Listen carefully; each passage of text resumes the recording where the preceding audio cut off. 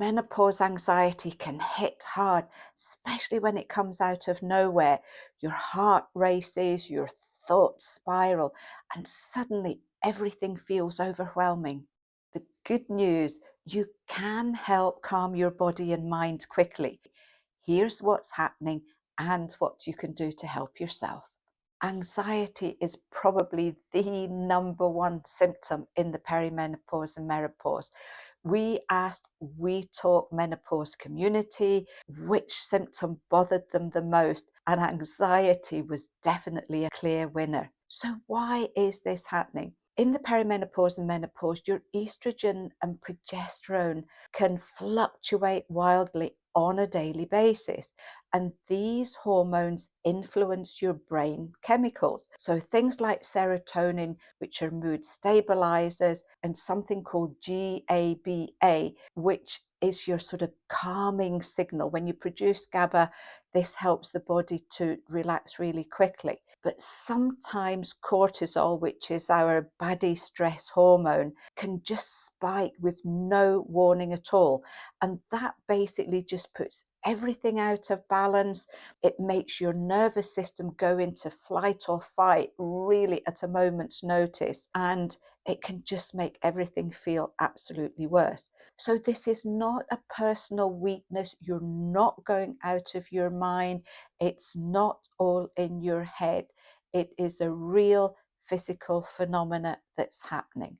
So what we can look at today is some right tools that can work really quickly, that can bring you back into a much better balance. And these are really quick and easy to do. It's just a question of practicing them every day, even if nothing is happening, because then when something does happen, you can jump into it really, really quickly. So the first one, which I have found really helpful, and I still practice it on a daily basis, and especially when I need something, it's the 4, 7, and 8 breath.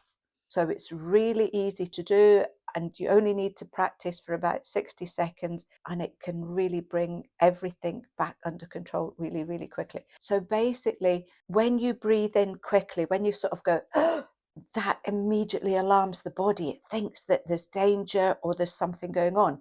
That sets off the flight or fight. Whereas if you breathe out really slowly, this is letting what's called your parasympathetic nervous system know that everything is okay. So it's a question of you breathe in for 4, you hold your breath for 7, and then you breathe out slowly for 8. Takes a little bit of doing to start with, but this is why it's a good idea to practice it on a regular basis, so that when anything happens, you can jump into it. And all you need to do is 3 or 4 rounds of this particular breathing, and it can get everything much calmer really quickly.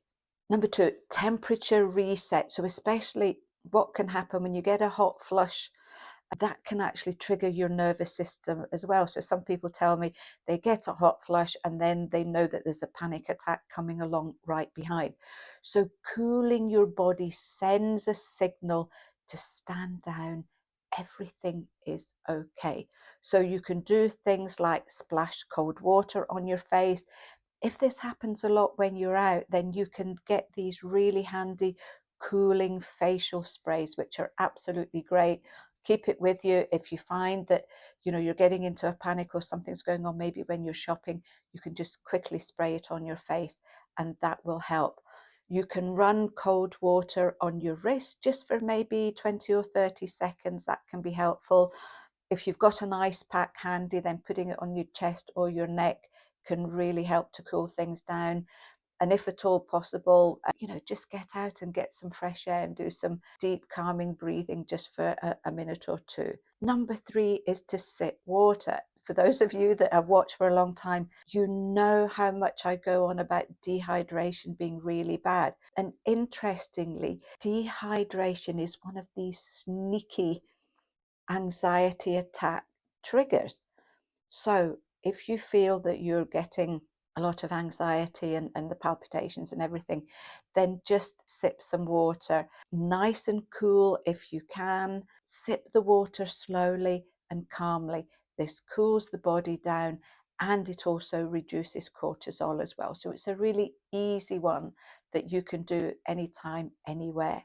You can do the 5, 4, 3, 2, 1 sensory reset. You're bringing your mind back to the present instead of spiraling thoughts or getting into the panic mode. So you're going to name in your head 5 things that you see around you. Then you're going to look at 4 things you can touch. So touch 4 things that are around you. So it would be touch the settee, touch my jumper, and so on. 3 would be hear. What 3 things can you hear around you? Just focus on your hearing and the sounds that are going on. 2, smell. So what smells? Maybe there's coffee somewhere, or somebody's eating their dinner, or even the smell of traffic fumes. So just focus on that. And number 1 is the taste. So maybe have something that you can put into your mouth, like a lozenge or something, just to bring the taste back. What this does is, because you're focusing on the present moment and what's around you, it breaks this mental loop of anxiety, spiraling, or negative thoughts, and it brings you back to the present. You can also release physical tension, because if the minute you breathe in, everything goes tight. And that again is signaling the body that there's something, dangerous, or some kind of panic going on.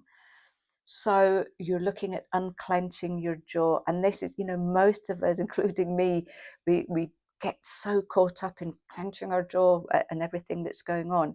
So remember to relax your jaw. Do your tongue as well, because it's quite interesting. Very often when we're really tense, the tongue goes back in the mouth, or you end up forcing it up to the roof of your mouth, and that creates more stress along the jaw as well. So relax the tongue, drop the shoulders, and your brain interprets all this. If you relax these areas, your brain is basically going, I'm safe, everything is okay. The other thing you can do is just light, short movement. And movement, the minute you get the muscles going, this burns adrenaline. It gets rid of that chemical that causes so much anxiety and stress. So again, really quickly, so 2-minute brisk walk if you can. Or for myself, I would be in the office, I would just run around the whole building, up and down stairs, and that would maybe take me 2 or 3 minutes. Shake out your arms, give yourself a really good shake the legs as well. Give yourself a chest and upper back stretch, because that's going to help to relax the shoulders. The other thing you can do, especially if you're also getting these panic attacks and maybe you're getting irritability and a bit of anger, because they very often all come together, is to get a punch bag. So many people tell me how great it feels. It's giving you good upper body strength, and it can also help to release that adrenaline and the cortisol and everything too. Ease up on coffee. And again, for those of you that have been watching a long time, you know that caffeine is practically the #1 stimulant for anxiety and stress. It revs up your nervous system, and it can do it even if you had a coffee 5 or 6 hours ago. It can still have an impact on your nervous system. So it can make everything a lot worse. And especially if you've had an attack and you're trying to calm down, don't have a coffee or caffeine drinks, because it's just going to rev everything up again. If you can't avoid coffee, then try and really cut it down. Maybe have just 1 cup a day, have it after food, so you're not having it on an empty stomach where it can get straight into the bloodstream. Go for herb teas. There's lots of fabulous herb teas around now that can help to calm you down. You can also look at herbal support. So herbs such as passion flower can be great. They work really quickly. They help to relax you. If you're needing something on the go, you could try our Passiflora spray. You can also look at our menopause support, which is known to help calm the nervous system. And remember magnesium, which is great for practically everything. So I hope these tips are helpful. If any of you out there have found something else has worked really well for you, please share. You know I love to read all your stories and comments. Have a lovely week, and I'll see you soon.